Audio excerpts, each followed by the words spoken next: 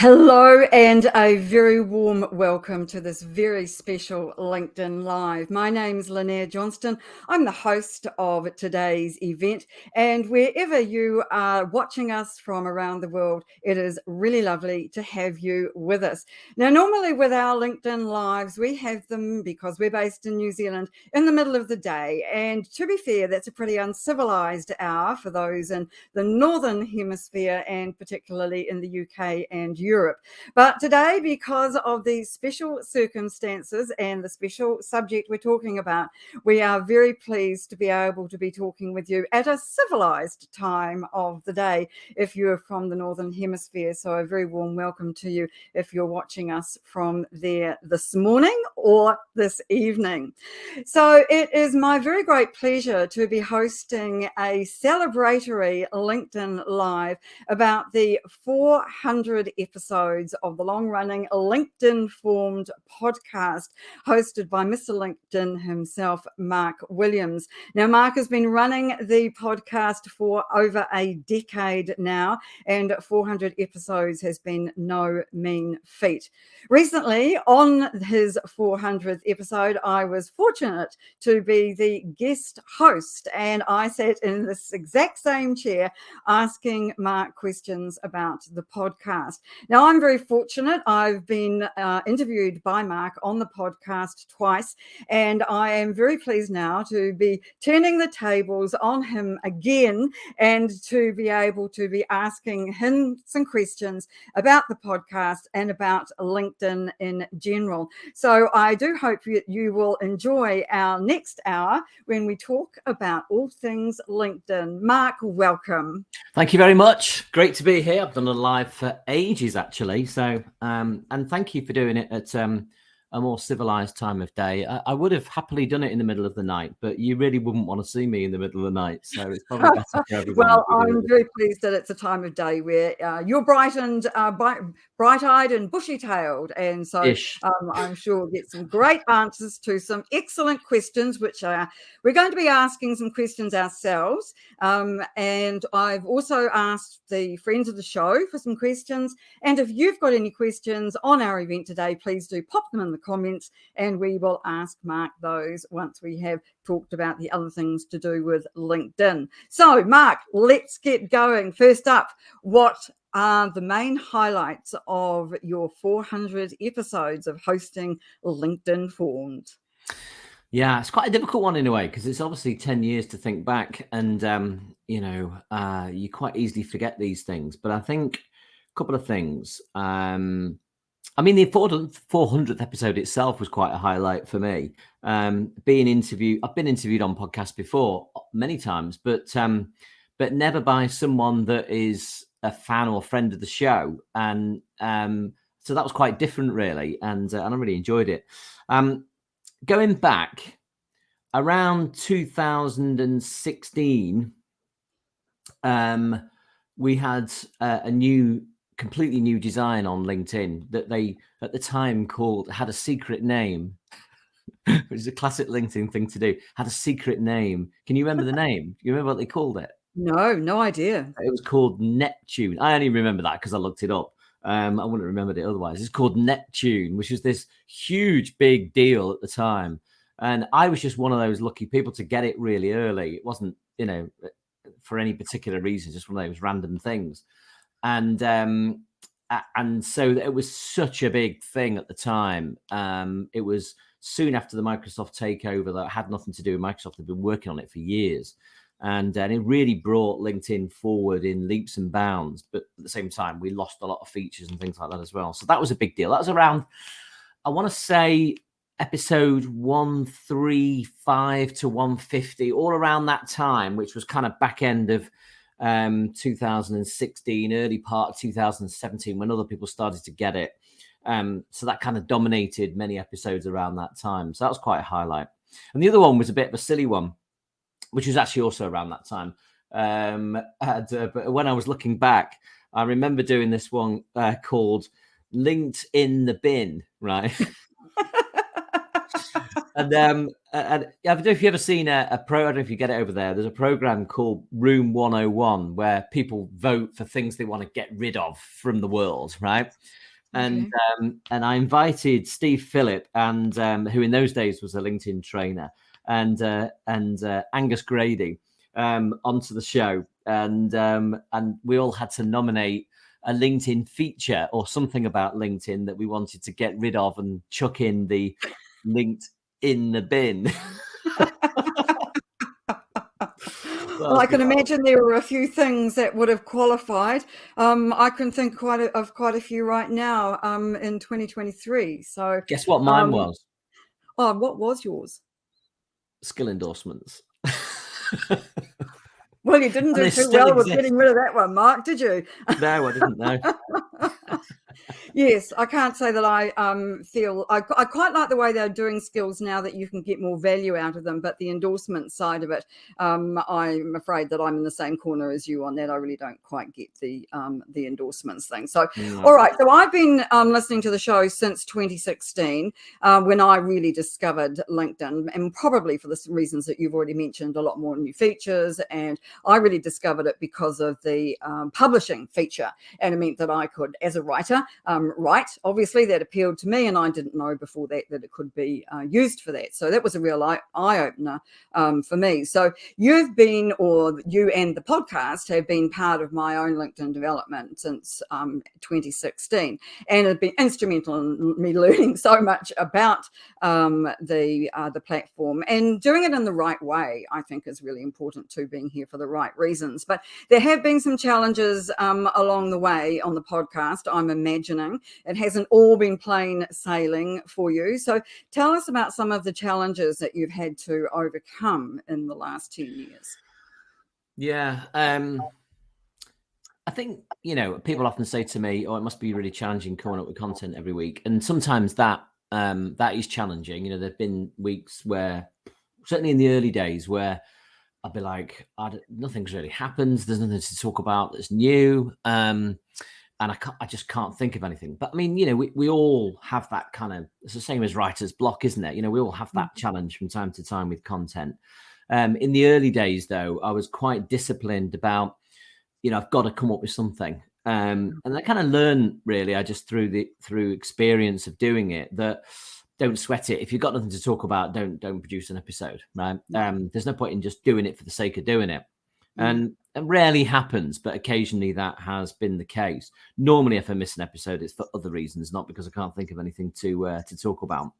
But I actually think, and this is still a challenge today, that over time, one of the things I've found I have to really work at is finding the balance between positivity and negativity. I think it's very easy with LinkedIn to pick on all the things that are wrong. They stand out more. It's a bit like, when you're a manager managing staff and, and you do an appraisal, it's very easy to think of all the things they don't do very well. But sometimes you should focus also on the things they do well. And of course, LinkedIn do a lot of things very well. And thank goodness they do, and we have this amazing facility that we can all use and have done for many, many years. So yeah, I think that's I've always been very upfront and very critical of them when I think it's deserved. But sometimes I have to sort of step back and go, look, don't constantly knock them, because, they are doing a really good job as well. And there's many good things about LinkedIn. So I think that's an issue that I always have to address and think about. I understand that, because I've been finding with all the recent changes and all the noise that's been going on, particularly this week, that I'm careful not to constantly be saying negative things as well, because as you say, there are so many really positive and great things about the platform, and in lots of cases with the new features as well.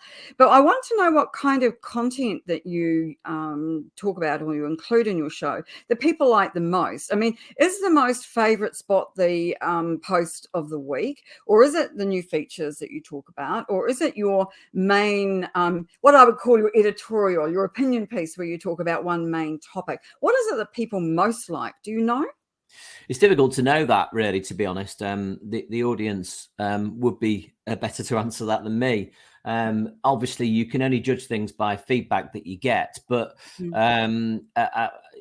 Post of the Week was started because it became very clear to me that people were really interested in content and posting particularly. But in a very real way. And what I mean by that is rather than kind of theoretical, it was taking actual real examples of posts that people had done and looking at them and understanding why they'd done well. And that appeared to be something that a lot of people were responding positively to. And so that's why I brought in Post of the Week, really. It seems like a good thing to do, and it's always remained quite popular. People quite like it when I have a rant about something, which is kind of referred to what I was talking about like before. A good rant, Mark. Yes. Yeah, I do like a good rant. And then when I do, which, to be fair, it probably only happens, I don't know, not that often really. But when it does happen, I do get feedback, positive feedback. So opinion pieces, I guess, are popular. New features. Yeah, I mean, the thing with new features is the route that I've taken with regards to new features is that I'll only talk about new features that I think are important. So LinkedIn bringing new features all the time. And people like yourself and Kevin Turner and people like that will report all of them, a huge, great list. I don't do that because A, that's hard to keep up with, but B, I really just want to focus. It's combination of new feature, but any new feature that I talk about will be combined with an opinion piece. So I'm very much putting, okay, so that's a feature, right? But what does it mean to us? And how can we use it? And what's good about it and what's not good about it? And so very much having a discussion around new features. And therefore, there's no point in me telling you about a new feature that actually is not really worth talking about. It's just a fact, but it's not really that interesting or that important. No, and one of the issues that I have about reporting those new features is often I haven't got them by the time I'm reporting them, or I haven't had a chance to have a good look at them because either I haven't got them or I just simply there's too much to look at to be able to get a handle on it. Because the more I learn about LinkedIn and how to use it, the more I think it's important for people like you and I to be able to share our ideas on how to use it. So not only what you do, but how you use it for the best possible use. And as you say, whether or not it's nothing like having a proper play with a new feature, and and you can look at it in theory and look at videos that other people have done about it and go, oh, I wish I could just do that. But they haven't done that in the way they've explained it. So I really need to kind of hold back. And I'll talk about the fact that there's a new feature, but I haven't got it yet. And then when I have got it, I'll do a more detailed appraisal of it. That makes a lot of sense to me. So how's the show changed over the last 10 years? Mark, I remember the great music intro debate. I can't remember exactly when that was, when you threatened, as far as I was concerned, to change the music that you used to, bookend the show. And I was one of those people who was standing somewhere probably in public yelling, no, Mark, please don't do that. Don't do that. Yeah. So we clearly won the day on that. Was I not the only person who said, please don't change that? No, you weren't. But interestingly, the music that the show has now is not the original music. It did have previous to that. It did have a different intro music. So we have changed it once before, and a lot of people that listen to the show in the early days and we're used to that original music found it quite disconcerting when I changed the music to the current one. So you always kind of get that pushback, but you also think, yeah, but sometimes change is a good thing and people are uncomfortable. It's like LinkedIn, isn't it? We're uncomfortable with these changes to start with, but we get used to them. We think actually they're quite good after a while. But in the end, I think I was debating it because it sort of served its lifetime in terms of it had been around as long as the previous music had been around at that time, whenever that was. And so I was debating it, and I did actually look into it and try different things, and nothing really grabbed me as being better. And I also felt, look, a lot of people, don't want me to change the music, and frankly, I haven't got the time to keep researching this and trying to find something that's better. So let's just keep it as it is. Fair enough. Other changes to the show? Yeah, I think if I go right back to the early days when I first started, it was a sort of thing with podcasts that you were supposed to make a podcast the length of a commute to work. You know, when people used to commute to work. My good old days, huh? Yeah, and which they reckon the average commute was 20 something minutes, less than 25 minutes, more than 20 minutes, something like that. And so it was supposed to be that sort of length. And I remember very much in the early days that was the sort of I need to keep it for no more than 25 minutes. And I know that there are people that have given me feedback on the show that they would prefer it to be that long. But again, with experience and over time, I just started to relax on that and realize what I'm doing here is I'm stopping and I've got more to say. And that seems silly to me. Just because it needs to be the length of a commute. I mean, you don't have to listen to a podcast in one go, and I think about my podcast listening habits. There's lots and lots of shows that go on for ages. Some shows I listen to are 2 hours long, and it doesn't bother me in the least. I could just stop it several times and listen to it over a number of days. It's like an audio book. You don't have to listen to it all in one go, do you? So I kind of relaxed on that, but it's certainly early days that was an area that was a focus, but it's got longer. I try and keep it to no more than an hour. Sometimes we go to an hour and 10, sometimes it's 50 minutes, but broadly speaking, it kind of roughly is within that range. But I'm not that strict about it because, as I say, it's just important to cover what you need to cover, really. And if that's going to be shorter, great. And if it's going to be a bit longer, then so what? That makes sense to me. Well, you've always said that it's not an interview show, that LinkedIn Formed is not an interview show. But in fact, as I've mentioned, I've already been on the show already. Do you like that? Actually, now 3 times. And the one other person who has been on your show almost as often, and probably more often than me, is this fellow here, the relentlessly helpful John Asperian, who's just happened to knock on the door and be granted admittance to say hello and give us a couple of words about the podcast. Hello, John. Oh, you're very kind. Thank you for having me, Lynnaire, and good morning, Mark. I just was invited to come on and just say how much I enjoyed the podcast. Congratulations on getting to episode 400. Thank you. And just keep it going as long as you can, because it's just a fab stream of content that so many people get so much great value from. So just celebration and praise for you to stick at it for so long. 10 years is, it's impressive. Thank you very much. And thank you for all your help over the years.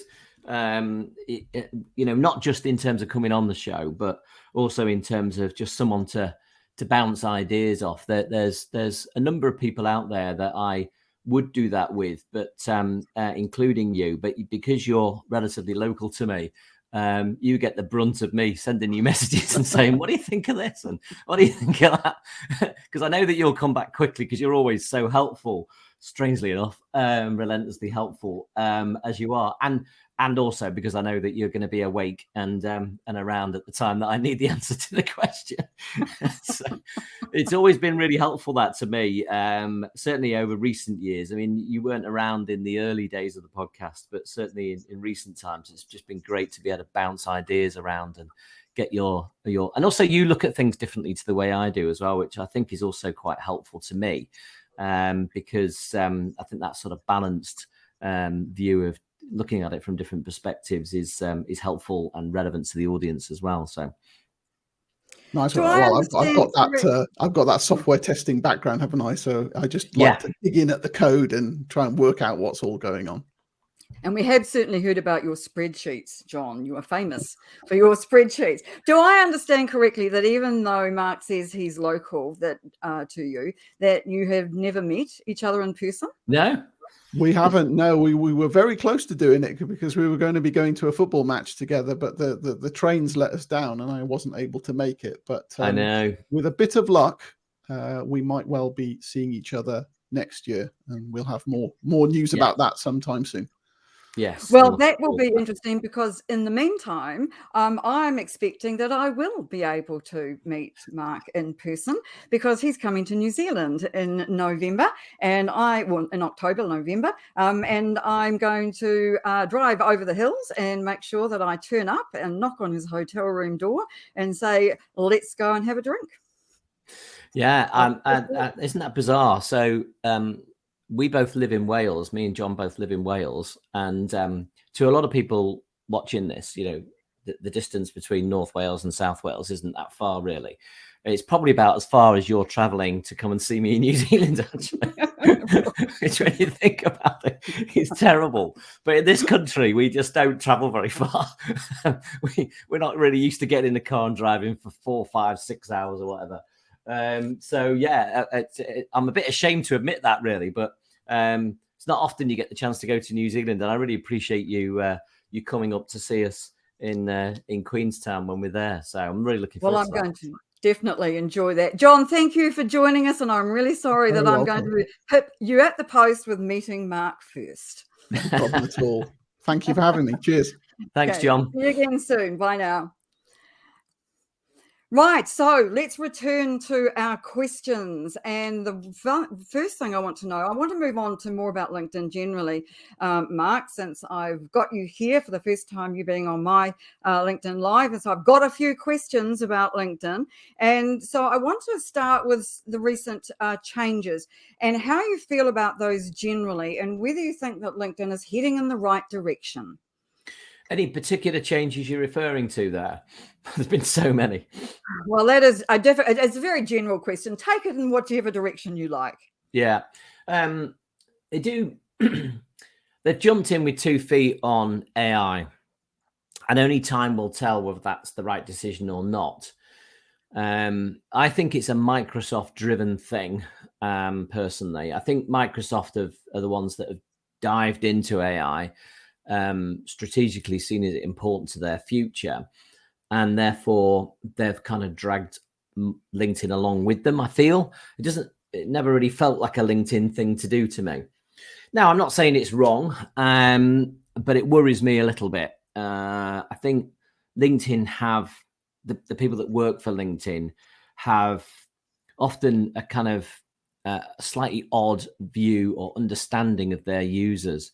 And I just think they underestimate how people are going to use AI. So the tools that they're providing, if used in the right way, will be great. But they won't be used in the right way. And so, history tells us that, right? So that we're going to find that the quality of content is likely to take a hit as a result of AI, because people will misuse it terribly. And that might not be good for the platform long term. So I'm not against AI at all, but I feel with LinkedIn that they're being a little bit irresponsible in their implementation of AI on the platform, the amount of AI that they're putting into the platform. Maybe in time, they'll kind of realize that and ease off a little bit, but they seem a little bit overly enthusiastic for me in terms of the way that's being implemented. So I think that's probably the biggest kind of change, as a generic change, that's happened in recent times, and there's been a change of direction, I think, for LinkedIn themselves. On the positive side, I do feel that they have very much understood the benefit and importance of content creators and their support to content creators. Whilst it's not always that high quality, at least they have a mindset of our content creators are important to our future. And you don't have to go back that long to find a company that just didn't get that at all. One of the great challenges that we have when dealing with LinkedIn as a company is culturally, they do not value their users anything like as highly as they should do. And traditionally, they definitely haven't. But they have started, certainly in terms of content creators anyway, they have started to move in that direction, which I would just like to say I did predict. Because when Ryan Roslansky took over as CEO, I did a bit of research on him, and it was quite clear that his background was all about users and the user experience, and that set him aside from any other CEO at LinkedIn in the past. And so it seemed logical to me that might be the direction they were going, and they did. So there you go. One of the things I always enjoy at the end of each year, or no, at the beginning of each year, actually, Mark, is when you come up with a list of predictions of what LinkedIn is going to do in the coming year. And I love the fact that you're honest about what didn't happen. But I love also the fact that what it does do is make us think about LinkedIn in different ways that it might be able to be used. And one of the things that you predicted, and I can't quite remember when it was, that I was disappointed it never happened, was kind of the split feed, where you could you would get a news feed that was divided into different categories. So you could choose, and I can't remember what you said about them, whether like one was video or whether there was a feed for various things. Do you remember what it was that you thought was going to happen around that? Because that was such a shame it never occurred. Yeah. I mean, there's elements of it that have, you know, in the sense that you can go to someone's profile and break down their content into different types. Yeah, I do like that. Obviously, that's not what I was describing, but it's kind of similar in a way. But yeah, no, the ability to be able to differentiate different types of content, you know, I would have thought would be a sensible move. They obviously believe that the right driving force for content is the algorithm, and we as users would prefer to have the choice. And whilst we can change it to recent, and so they have moved a bit in that direction, in the sense that changing it to recent in certain parts of the world means that you are actually seeing the most recent content, and it is sticky, so it stays that way. So that is definitely a step forward. Although I think most people who have experimented with that would say it's not as good as the top one. So we'll go back to the way it used to be. I'd agree with that entirely. Yeah, but giving users the ability to be able to do what they want to do and see what they want to see, I think is important. And you know, they're now bringing in this, what they call personalized, and we haven't quite, well, certainly I haven't quite got my head around exactly what that is, because I don't have it. And the only people I know that do have it, and if there's anybody watching this that you know is outside of this or can comment on this, it'd be useful to know, because they have this thing. When I said before that, you know, when it's recent was only actually recent in Europe, not the UK, but the European Union type areas, which we think, this is a discussion I had with John actually, we think is possibly based on some directive about privacy or something, right? That they have to do that. In the UK, if you change it to recent, it's not recent, it's a combination of recent and top, right? It's, you know, you can go see one that was 2 minutes ago and then one that was an hour ago, and then the next one will be 5 minutes ago, right? So it's popularity and recent mixed. And I believe that's the case possibly in your part of the world. It's certainly the case in the US, but there are certain parts of Europe. So this personalized, I've only come across it. The only people that have told me about it are people in Europe, as opposed to anywhere else who actually got that. So I'm wondering if it's actually that what they have to allow people in Europe to switch off a personalized feed, because that's in effect what it is. The default is that it's personalized, and they give you the option to switch it off in effect. And it might be that the rest of us don't have that option, but they have to provide that option in Europe. You know, over the years that I've seen this time and time again, where LinkedIn want to implement changes, they must get very frustrated with Europe, because they have so many more directives and rules that prevent them from doing the things that they want to do. So they have to make changes for certain parts of the world. Well, it's mostly Europe, to be honest. And I think in the US, they get quite frustrated. Why can't everyone just do what we want to do? But that's not the way it works. So. No, it isn't. Well, can I ask you then, as a side issue to that, is the privacy situation, particularly in Europe, the reason that you think that you can't record an audio event? It drives me up the wall that we can't record them and have replays like we can with these LinkedIn Lives. So is it a privacy issue, do you think? No, because if it was a privacy issue, then it would only be in certain parts of the world that they would implement it, I think. I just think they just haven't done it because they can't be bothered, basically. They probably will bring it in, or they may bring it in at some stage. But there's lots of, you know, you can look at lots of features on LinkedIn and think, why don't they do? Like, for instance, just a classic one, you know, events have been around for a long time now, right? It's not a new feature by any stretch of the imagination. And event searching is also not a new feature by any stretch of the imagination.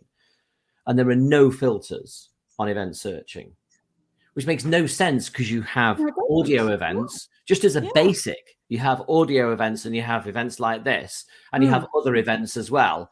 So why can't you just do a search and go, I'm only looking for audio events? Audio Because events. I'm not in a position where I can sit and watch a video at the moment or watch a live video event, but I can listen to something while I'm doing something else, right? Which is kind of the benefit of audio events, right? So why can't you filter by that? That to me that's obviously nothing to do with privacy, right? That's just an obvious, simple thing they could very easily do. Why haven't they?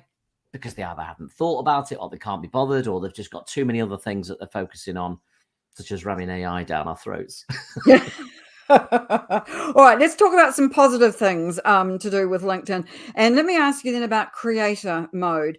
You've already mentioned that in passing. So when you turn on creator mode, it is said that it will assist your posts to get more reach. It also makes some significant changes to your profile, including the order and what you can add to your profile. But I'm often finding that people don't understand that when they turn on creator mode, the size of their network, their follower network, is displayed. So I tend to generally say to people that if they have a small network and they're not posting regularly, it is not a great idea to turn creator on. But I want to ask you about that, whether that is the right recommendation to be making to people, and whether you agree with that or whether you have a different opinion about that. No, I largely agree with that. I think the thing, it's not necessarily a number per se, because, you know, that's going to be different for everyone. It very much depends on who you're targeting in terms of number of connections, or number of followers. I would say you want to be, your aim when you're building a network is that when you first start, so if we were starting from scratch tomorrow, we'd start finding people and invite them to connect, right? That's the way everyone would do it, right? So you start building a network and you start producing content, you start getting out there, you start building your personal brand, you start building visibility. And then by doing that, what happens is you start getting a lot of people inviting you. And there comes a time that when you think back, we can probably all remember this time when you find you're getting more invites than you're giving or than you're making. And so the balance moves more towards people inviting you to connect. And there's also just a fact there of numbers. You get to a certain level and you're more visible to more people, because obviously your connections affect your visibility. So you get to that tipping point, and that's the point at which you would switch creator mode on, right? So because by that time, because one of the great advantages, although people say it is a disadvantage, I think, of creator mode, is that you can be a lot more choosy about who you connect with, because you don't need to connect with people in order for them to follow you. So if they invite you to connect, they're automatically a follower, and you can happily reject those invitations to connect. And I think that's a real advantage, because you don't want too many connections, because in an ideal world, really, your connections should be people that you can have at least some level of relationship with. And you know, when you get into the kind of numbers that I've got a connection, which is still far too many, you just can't do that. So, you know, in the early days, those of us that have been on LinkedIn a long time, connection number can get carried away, and it's very hard to bring it down. It just takes too long. But these days, I would say to people, try and keep your connection to people that are people that you would wish to have a relationship with in some level. It might only be occasional contact, but at some level, you would want some kind of contact with them.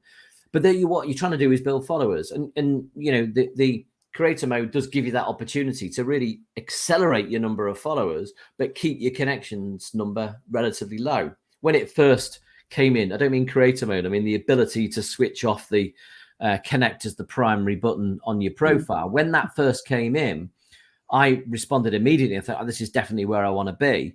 And I set it as an objective that I wanted to get twice the amount of followers that I've got of connections. And I got there now. I'm beyond that now. And I think that's a good ratio. You know, if you are a content creator, you certainly want followers, but do you want all of those people to be connected to you? Not necessarily. No, that makes a lot of sense. And you also raised that in a recent podcast episode where you talked about the number of connections it was optimum to have, and the law of diminishing returns. So I wanted to ask you if you could re-explain that, because I thought at the time that that sounded really interesting, but I wasn't really quite certain what it was that you meant in terms of the sort of the best number to have before. I'm assuming what you meant by that was that you wouldn't get the results or there wouldn't be the activity. There was something about that I didn't quite understand. So could you explain that for idiots like me again? Well, what I'm really talking about is visibility, because your network, your connections affect your visibility in search results. And so if you go right back to the early days of LinkedIn, when there weren't that many people on it, and so you could take a target audience, if you were in a position where you could put them all in one room and then go around them and say, how many of you are on LinkedIn? It'd have been about 20%, right? And so the problem was that if you wanted to reach people, you had to connect with a wide range of people. And there'd be a lot of people on LinkedIn who just created an account, never done anything with it. I mean, still a lot of people like that now, but it's a lot different now.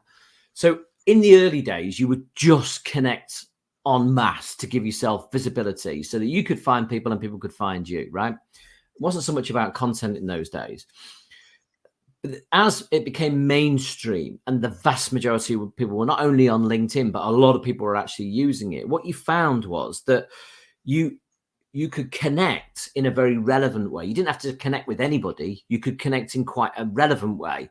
And so that allowed, because the reality is that if you're connecting to people that have some real relevance to your marketplace, either they are directly someone you want to do business with or likely to be connected to, then, so that's all you would do. And that's all you need to do in order to give yourself that level of visibility. Now, the reality of that is that number is not easy to define. I mean, it depends on your market, right? So it's very, very difficult to say there's the law of diminishing returns.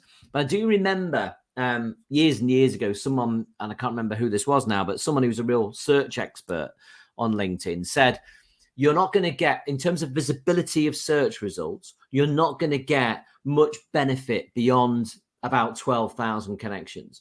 Beyond that point, the law of diminishing returns really cuts in, right? Now, I would say that number's probably come down because of the relevancy factor. So if you're connecting with lots of relevant people, then it's probably well below 10,000, that law of diminishing returns for most people. But for some people, it could be, as little as 2,000 or 3,000 connections, right? So just depends on your market. But that's what I mean by that, is that connections have a direct impact on the visibility of search results on a free account, or on any account, actually, apart from Recruiter.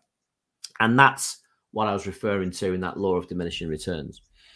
All right, that makes it a lot clearer. So thank you for that. I will. I'm getting around that same sort of 10 to 12,000 connection mark as well, and I'm suddenly finding myself being a lot more fussy about who it is I accept invitations from, and I think that is probably a really good thing, and I probably should have started that quite a long time ago.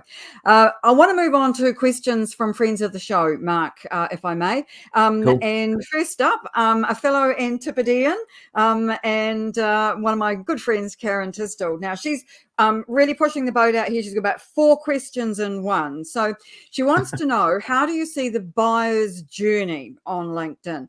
So do you think that content is now the be-all and end-all? And do you agree that people move from content to profile, or can content alone educate and interest people enough that they skip looking at profiles and go straight to buying mode? Yeah. So thanks for that question, Karen. I'm actually going to be, Karen's coming on the podcast actually when I'm in New Zealand. We haven't recorded it yet, but we're going to be talking about this subject then. Look, and Karen always thinks I've got an issue with profiles. I don't have an issue with profiles at all. As someone that's been a LinkedIn trainer for 15 years, I don't find them the most interesting subject. And I know she's very passionate about them. But that's what, if I ever sound negative about profiles, it's just that. To me, it's like, when you first start, that's the first thing you need to get right. And there's lots more you can add on top of that gets more interesting in my view. But they're critical. They've always been critical, and they'll always be critical. And without a doubt, content is your way of raising awareness. It's a visibility tool. And that, isn't just about, oh, who is this person? It's also, and what do they say? And who are they? And what are they all about? And do I like them? And are they someone that I feel I can work with? But before they get to that stage, they're going to go to your profile. So the content brings them to your profile, and the profile needs to be written, for them, right? So that the potential customer or the person that you're trying to reach and influence can read your profile, get a really good feel for who you are as an authentic person, but also why you're important to them. So profiles are critical without a doubt. And, I always cover them in my training, but the area of LinkedIn that's developed the most, and the area where I think LinkedIn themselves have spent so much time focusing on, is content, because it's beneficial to LinkedIn for us to be producing good content.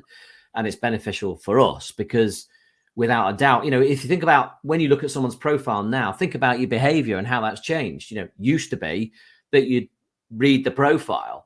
Now, I don't know about you, but one of the first things I do is I go straight to their posts and their comments, because that is very informative and it's right at the top of the profile. So it's kind of like that is very, very important in terms of how you make judgments of people. But obviously, that needs to fit and be the same and get the same feel for someone as you do in their profile itself. So I'm a huge fan of profiles in that sense. I think they're extremely important, and you can't do one without the other. There's no point in producing great content and having a very poor profile.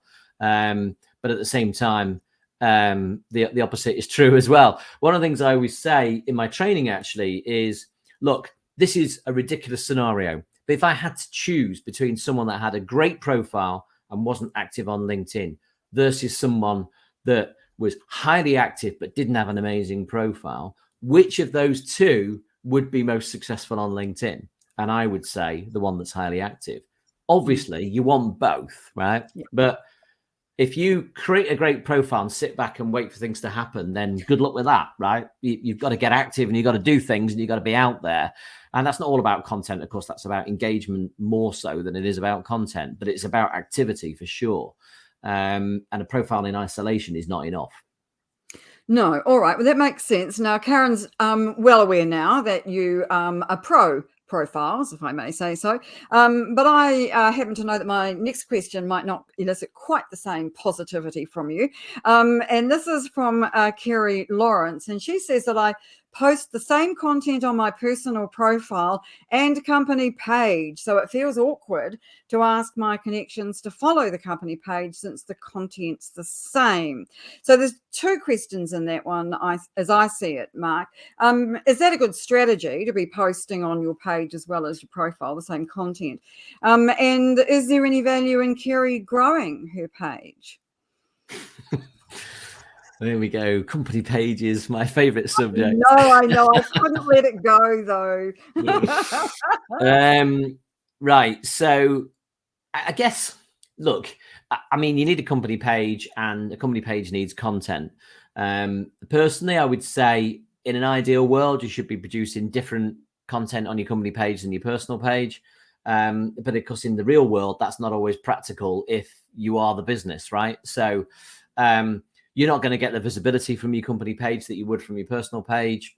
You can afford to be a lot more promotional and salesy. People will forgive you on a company page. They kind of expect it. It's just the norm is what you expect. I don't expect your content to be amazing. I just expect it to inform, tell me what you do, give me an opportunity to buy from you or inquire from your company in some way or to your company in some way. People I think waste a lot of time and a lot of energy in trying to make their company content amazing. And actually, if it's amazing or if it's average, it still doesn't do well. So is it really worth sweating over it, right? So, but it is really worth sweating over your personal content. So in an ideal world, the two should be different. And I think the other point that she asked there about inviting people to follow, I know there's a tool for that and a process for that on LinkedIn. But I'm not a fan of anybody inviting me to do anything, frankly. And I'm not a fan of that as a kind of methodology. I think what we do is we want people to come to us, right? Yeah. And we want to be appealing that people would want to see more of us. There's a kind of psychology in this, I feel, in sales generally. The more you ask, the more you push, the more you knock on my door, the more I don't want you. You're creating an environment where I feel like, why would you want to do that if you're so good? You know, why would Richard Branson come up to me and say, do you want to speak to me? Well, that would make me immediately think that's not Richard Branson. I mean, of course I want to speak to him. He's an interesting guy. Well, why wouldn't I want to speak to him, right? That kind of emphasis is, as soon as you start pushing and asking people, you're creating a dynamic that means that you're looking like you really want them, but actually you want it the other way around. We've got to create an environment on LinkedIn, both through company pages and personal pages, of you would really want to follow me. You would really want to know what I've got to talk about. That's the right way to think about content of all types, I think. I don't think that's a very good definition of social selling, Mark. So thank you for that. Next up, Nigel Cliff. Now, Nigel has been interestedly following what's been going on this week with LinkedIn testing the removal of the location feature now in profiles. Now, I also, for a time, lost my company page and my education. Sorry, not my company page, my current company and the education section from the LinkedIn profile intro section. It came back today, fortunately, so I'm not quite certain what is going on. There seems to be so much happening there. Do you see that this is a good move by LinkedIn to even be thinking about taking away the location feature from our profiles? And if so, Nigel wants to know what else we can do to widen our circle of influence if we haven't got anything that tells people where we're based. Right. I mean, I covered this in this week's podcast, actually, which, by the way, any listeners, I apologize. It came out late. I think it only came out kind of last night, which is ridiculous. I don't know why, actually, but there was a technical fault with the people who host the podcast. But anyway, this was very much covered, so I go into a lot more detail. But the question is it a test or is it a glitch?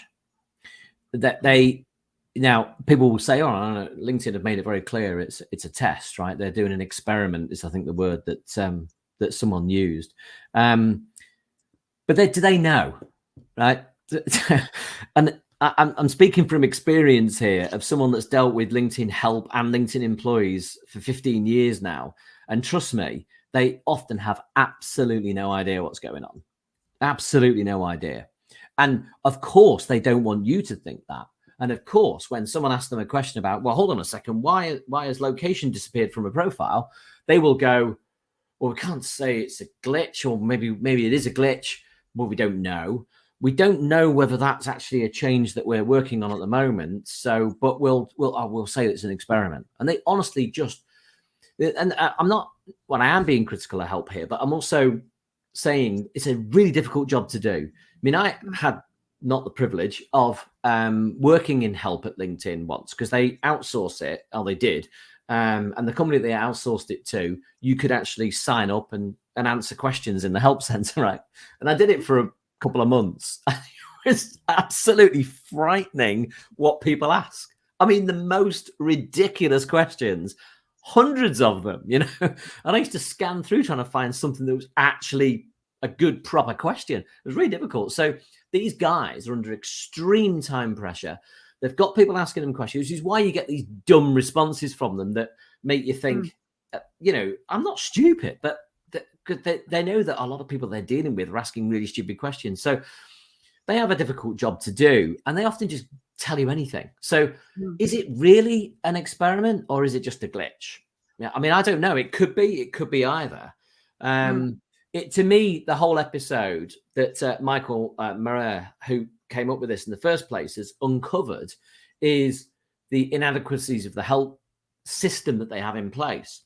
Engineers communicating with help and not giving them the right information. You know, if I ask help, why have you removed location?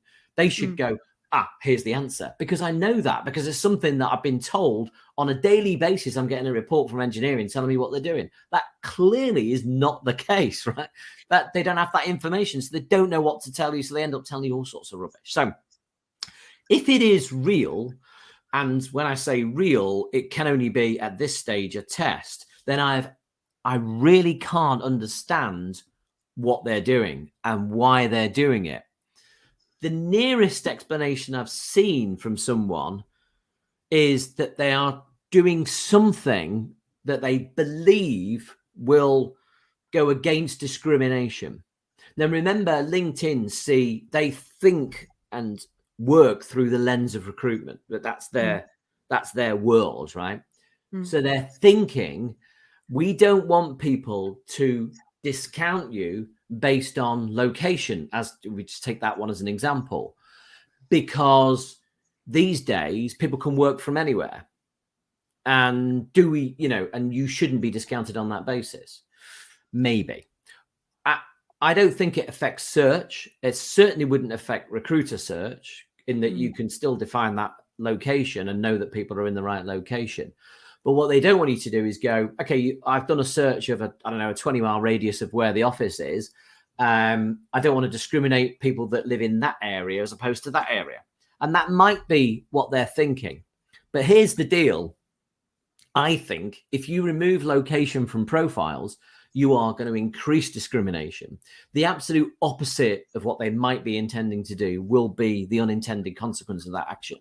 And the example that I give in the podcast, if I had somebody wanting to connect with me, as an example, and I say, well, I'm only really interested in people connecting to people in my local area or my country, let's say, or a certain number of countries that are relevant where I want to do business.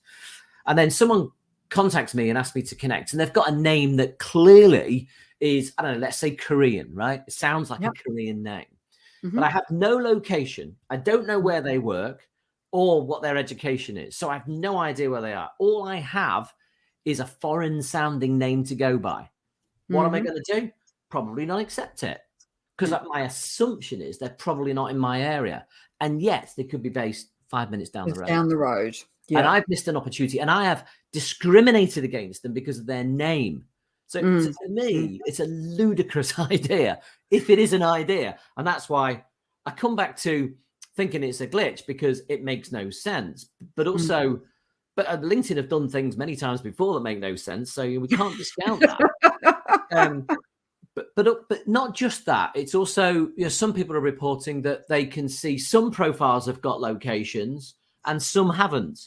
Well, that doesn't make any sense, because these changes are always made from an account basis. So how could that be? How could you see some and not others? So at the moment, it's all very hazy and it doesn't make a lot of sense. But I think the point that Nigel was making here is that LinkedIn appear to be going down, and this isn't just with regards to that particular issue, but also this recent thing about content, and you're going to get better reach of your content if you produce content that is based around your specialism only.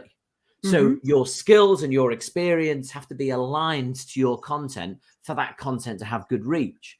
Well, that is also a ridiculous idea, because if I'm showing empathy for my target audience, I should be able to produce content that they're going to genuinely find interesting, that they're going to find useful for them. I don't have to be an expert in that. I can talk about things that I don't know about, create discussion and interesting dialogue about. That's how I build a relationship with them. It's also how I differentiate from other people that just talk about their products all the time, right? So that makes no sense either, but is also a kind of an example of this polarizing of LinkedIn, that it seemed to be going in that direction. And final point, I interviewed someone recently for the podcast, on this non-interview podcast. But it is another one that I'm just doing these for when I go away to New Zealand, so I've got some content. And this guy used to work at LinkedIn, and it was just interesting understanding from his point of view where they're going with this. And he said it's a pushback to people producing content that's not business related and completely unrelated to what they do. And he said people started using LinkedIn very differently during the pandemic. And he says he believes that's where LinkedIn are coming from. Now, LinkedIn have the data, right? But for me, personal content and non-business related content started well before the pandemic. I mean, I saw it all the time, way before that. So I can't relate to that, but I guess they have the data. But they are, and this I find very difficult to live with, in that they are trying to dictate what content we can produce because of how they perceive LinkedIn. And yet that's not necessarily how we perceive it. And when I say we, I just mean the user base. If content is popular, it's popular. That's people voting with their fingers, right? It is popular. So why would you want to discourage it because it doesn't fit with what you think should be the case? Well, that to me is a dictatorship. That's about you dictating what you want us to like. I'll like what I want to like. Thank you very much. You know? Nigel, thank you for asking that very long question, and for Mark for giving us such a short answer. But it's obviously a really complex issue. I haven't listened to this week's podcast because I hadn't realised it was late. So do you cover the changes to notifications in that? Because I've got a question about that if you don't talk about that, but if you talk about it in your podcast, no, I don't. No, I think I might have covered it in recent times, but no, I don't think I do in that episode. All right. So then the question about notifications is not receiving notifications of members who've commented on comments. So that's replied to comments. And so the person, this is the author of the post, then can't appreciate or add their comments to it. So in other words, that people aren't getting the notifications that they've used to getting. And I've heard other people talk about this in different kinds of circumstances. I've heard it. I'm not experiencing it personally. It's not happening to me. So it's difficult to comment too strong, like you said before, with new things. When you don't get them, it's hard to make a comment. Yeah. It doesn't sound like a great idea, but just generally what I would say about notifications is that the thing about the bell, which sounded like a great idea at the time, and it is a great idea, but as per usual, people are misusing it. So people are just like clicking the bell on everyone, right? And as a result, their notifications are just going crazy. And we know everyone, who's ever done any internet or website design knows that any feature that involves notifications is a dangerous feature because it overwhelms you and you just ignore them. So when you get too many notifications, they become less valuable. So LinkedIn do have to limit notifications. Now, they might get their priorities wrong, and it may be better if they allowed us to choose which notifications were most important to us. We can switch some off, of course. But I think that's where they're coming at with that. And I agree. If it's a reply to a comment that you've made and you're not getting notified about it, that is really poor. I think generally they tend to sort these things out over time. It's always worth giving them feedback, and they will kind of get there in the end, I think, with that. But I think what they're trying to do is limit notifications so that notifications have value to us, because if you get too many, they don't. No, that makes sense. Mark, I've got 3 questions from the audience that I want to share. Now, I had hoped we might be able to wrap this up in an hour, but you and I do like to talk, so it probably might take us a little longer. So do bear with us while we have Mark answer these last 3 questions. So this is from Roy Kowalski, who's just across the ditch in Australia. Is there any pressure that can be brought to LinkedIn's attention? I think what Roy's asking here is, how do we get some help from LinkedIn help? Well, I think, the way I read that question is, how can we put pressure on them when they make stupid changes, when they do things? And obviously there's a suggested improvements link. There's also that Microsoft one that I know Kevin Turner talks about, where it's a sort of LinkedIn suggested changes, that type of thing. You can give feedback that way. I'm not sure they listen, if I'm honest. I think they listen to some people, but there is a cultural thing within LinkedIn that users are a pain in the backside, frankly. And that culture has not changed enough for me. It's changed a bit, but not enough. But they will listen to some people. I don't think they listen to me because they don't particularly want to. Look, I mean, there are some people that will know people within LinkedIn that can, that are... LinkedIn's, as an organization, a typical hub and spoke organization, and the hub is the US particularly. and it depends on what bit you're interested in having an effect on.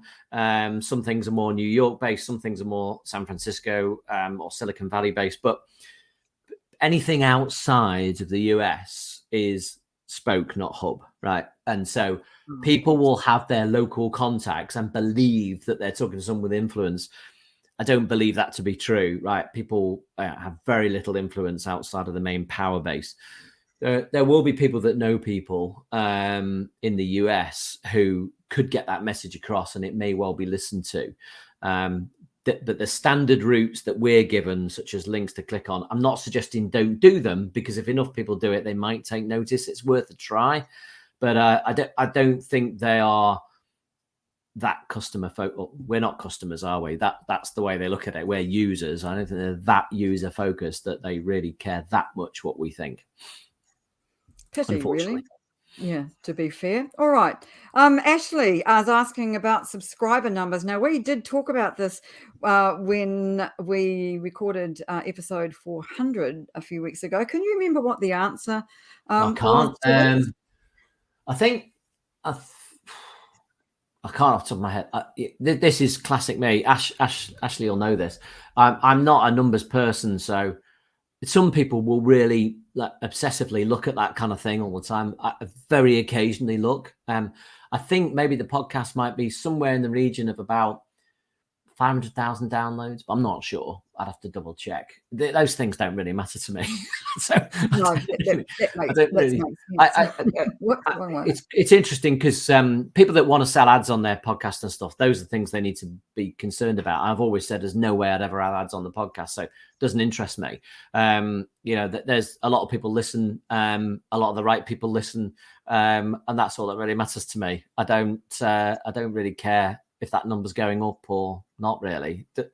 That's not something that bothers me. Ashley's just commenting about the not having adverts, and I absolutely agree. All right, one last question for you then, from just across the way from you in Belgium, from Mick, and your view on the endless carousels by the kids on the block content creators. So just talk us through this one. So carousels, i.e. document posts, are without doubt the most popular choice by people that are getting great results on LinkedIn. I'm fine with it. I think I quite like carousel posts or document posts, and they do very well, partly because they involve clicks or swipes, but partly also because they're just good content, good visual content, if done in the right way anyway. Look, LinkedIn is, we're getting close to 1 billion people. There's a lot of diversity on LinkedIn, a lot of different people with different audiences.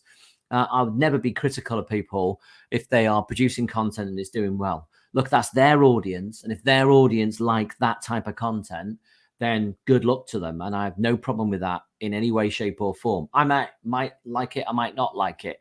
Doesn't really matter. What matters to me is that when I'm putting out content, it's something that my audience like, and I think everyone should feel the same way.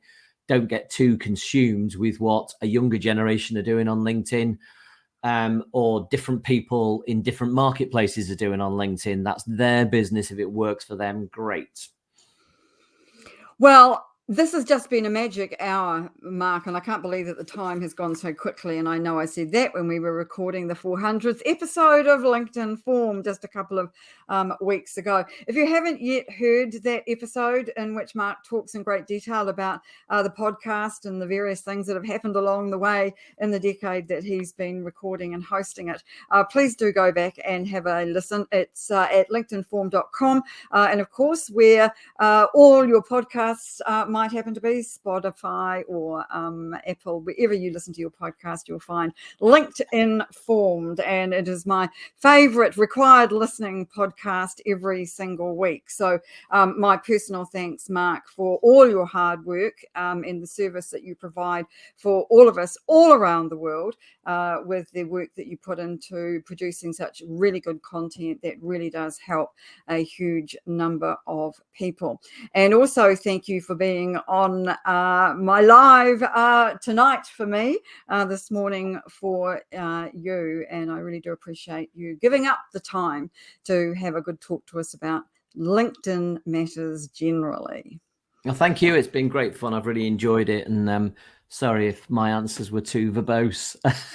But Well, you and I like. do like a good chat. There's absolutely no doubt about that. And you and I will be able to do that in person when we meet in Queenstown in New Zealand in early November. And I am very much looking forward to being able to meet you in person. I always believe that and if I stay around long enough, Mark, that everybody will finally get to New Zealand. It seems to be on everybody's bucket list. I know you've been here before. And so I'm very pleased that you're going to be returning again. So thank you very much indeed again for joining us. It's been such a pleasure to have you. And my next event is going to be on September the 14th. It is an audio event, and I do like running the audio events where I can talk about the latest new features and have a bit of a rant, as Mark says that he does too on his podcast. So I'm looking forward to that, and thank you very much again for joining us live today, and we will see you next time. Bye for now. Bye, everyone. Thank you.